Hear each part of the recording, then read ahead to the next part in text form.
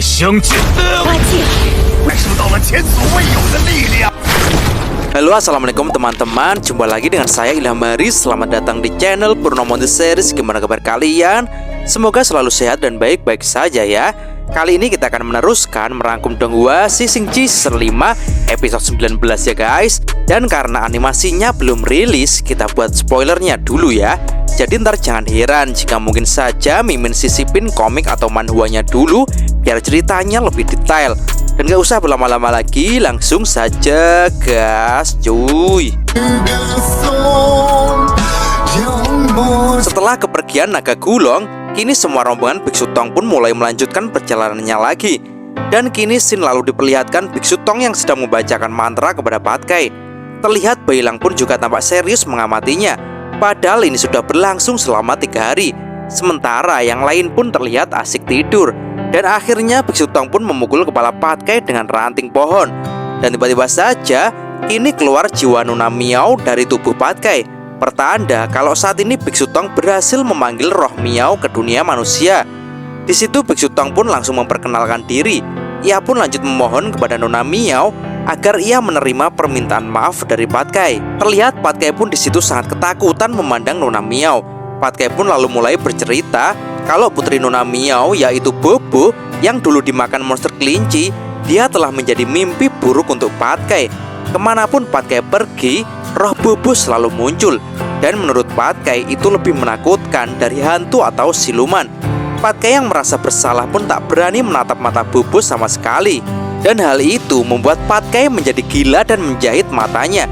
Patkai pun kini menangis dan memohon agar Nona Miao memaafkannya. Biksu Tong pun juga terus memberi pengertian kepada Nona Miao. Karena jika Miao tak mau memaafkan Patkai, maka dia akan menjadi arwah pendendam yang terus membuatnya menderita.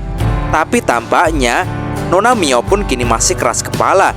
Ia pun lalu mengungkit kesalahan Patkai, di mana dahulu Patkai pun pergi melanggar janjinya dengan meninggalkan Miao dan Bobo dan malah menyuruh monster kelinci untuk kembali ke desa.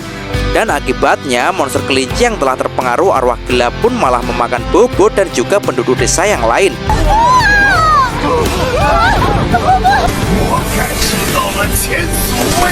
Patkai yang juga kembali ke desa pun akhirnya melakukan pertarungan dengan monster kelinci.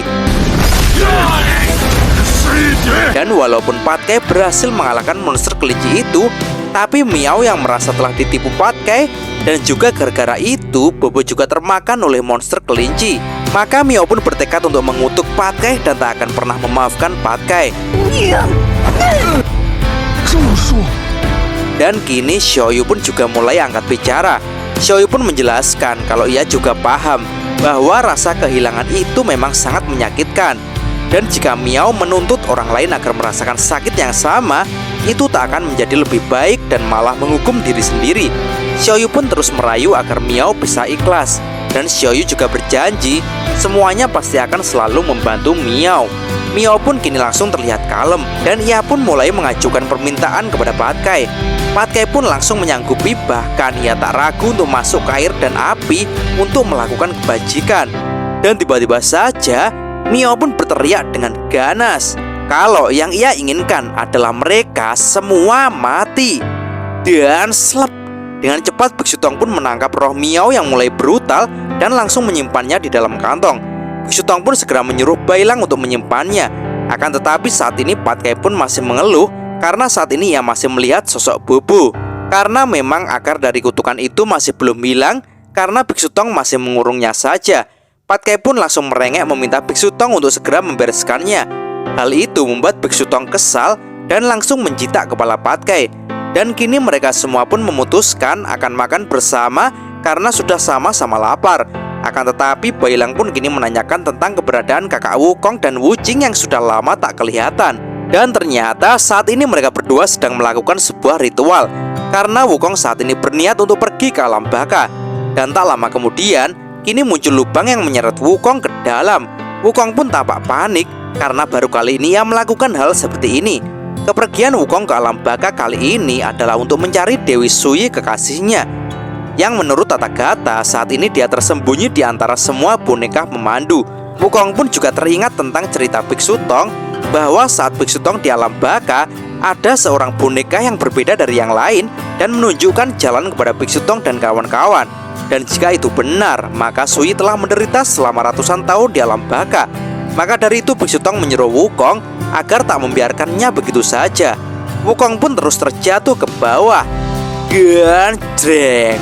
Wukong pun kini telah menembus alam lain dan telah muncul di alam baka. Wah, cerita mulai seru nih guys. Karena pastinya Wukong akan tawuran dengan Raja Alam Baka. Dan pastinya alam baka pasti dibuat kacau oleh Wukong. Tapi kita stop sampai di sini dulu ya spoilernya. Karena takutnya banyak yang protes nih pas rilis animasinya. Katanya diulang-ulang terus. Oke lah kalau begitu, terima kasih ya sudah nyimak alur cerita kali ini sampai habis. Semoga teman-teman terhibur. Jangan lupa terus dukung channel ini agar terus berkembang ya. Dan sampai jumpa di episode selanjutnya. Assalamualaikum warahmatullahi wabarakatuh.